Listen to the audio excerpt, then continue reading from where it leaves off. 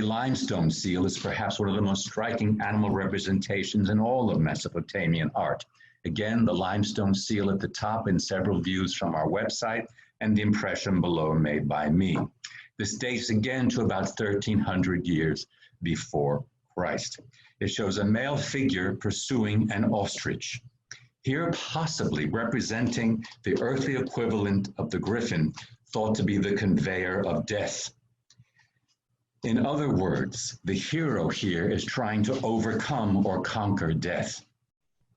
In a biblical text from the Old Testament, in the book of Job 39, 13, 17, the ostrich is indeed considered a malevolent creature.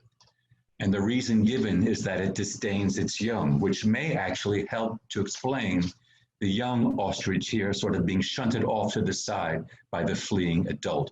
Notice the wonderful naturalism of the squawking head, and as the hero grasps the tail feathers of the bird, the wing feathers bristle up in anger and annoyance at being molested by the hero. And also notice how the entire design is balanced on this magnificent diagonal line starting in the upper left-hand corner, starting here through the shoulders of the hero into the tail feathers down to the bottom. The whole is beautifully balanced, magnificent work of art in miniature.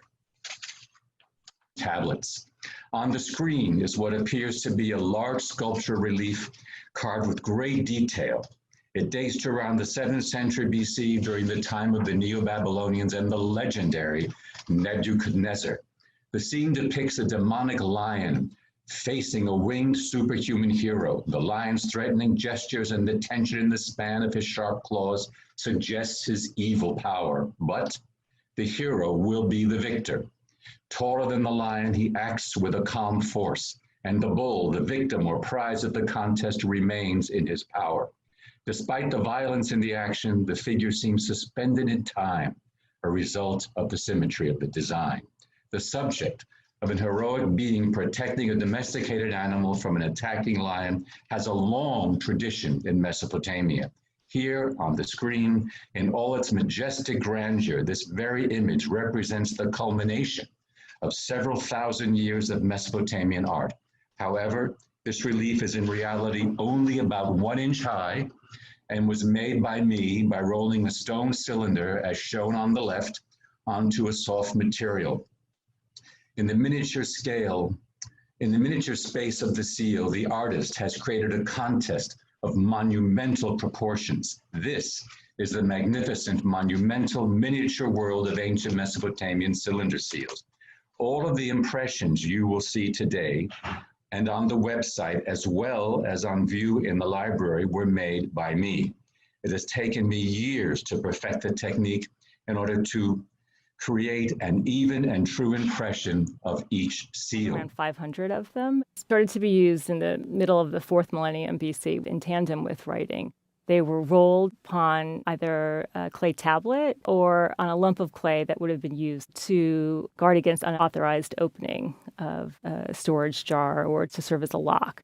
And in the case of a tablet, a seal was really used like a signature to authenticate the contents of what the cuneiform inscription said. It's carved in reverse to create a raised impression. Often, you can't see the whole imagery. What's the point of the imagery if you can't see it?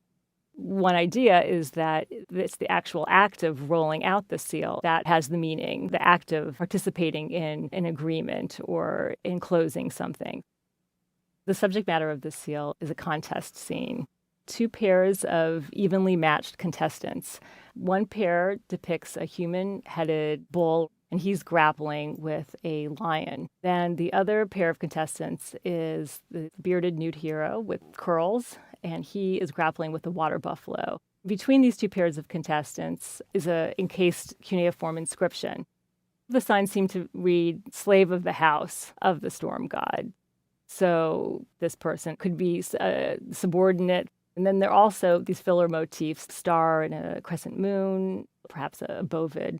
There are hundreds of this iconography of the contest scene within the Akkadian administration. It stood for the power of the dynasty, just this balance between the human, the animal, the composite creatures. No one wins. It does seem to indicate that there's the balance of forces of nature. The history of the ancient Near East is very long, yet so little actually remains. There are parts of reliefs of palaces, fragments of pots, some sculpture. We're only seeing a fragment of something.